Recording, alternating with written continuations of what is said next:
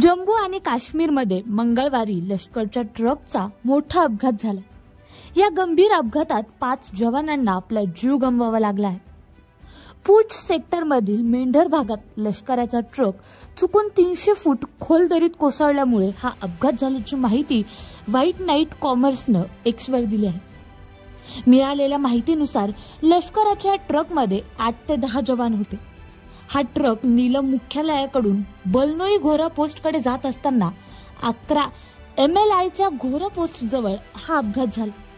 यावेळी लष्कराचा ट्रक जवळपास 300 ते 350 फूट खोल दरीत कोसळला। या घटनेची माहिती मिळताच तत्काळ बचाव मोहीम सुरू करण्यात आली। बचाव पथकाने घटनास्थळी पोहोचून जखमींसाठी मदत कार्य सुरू केले।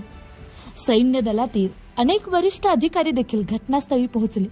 त्यावेळी त्यांनी घटनास्थळाची पाहणी केली। या भीषण अपघातात 5 जवानांना आपला जीव गमवावा लागला आहे, तर इतर जवान जखमी असून त्यांच्यावर सध्या रुग्णालयात उपचार सुरू आहे। या अपघाताची माहिती भारतीय लष्कराच्या व्हाईट नाईट कॉर्प्स अधिकृत एक्स अकाउंटवरून दिली गेली। तसंच त्यांनी मृत जवानांबद्दल शोक व्यक्त केला। व्हाईट नाईट कॉर्प्सने पोस्टमध्ये लिहिलं, पूंछ सेक्टरमध्ये ऑपरेशन ड्युटीवर असताना वाहन अपघातात 5 शूर जवानांचा दुःखद मृत्यूबद्दल आम्ही शोक व्यक्त करतो। जखमी जवानांना वैद्यकीय सेवा दिली जात आहे। दरम्यान मागील महिन्यात अशाच पद्धतीच्या अपघातात जम्मू काश्मीरमधील राजौरी जिल्ह्यातील लष्कराचा एक जवान शहीद झाला होता। कालाकोटच्या बडोक गावाजवळ हा अपघात झाला, ज्यामध्ये नाईक बंद्रीलाल आणि हवालदार जयप्रकाश गंभीर झाले होते।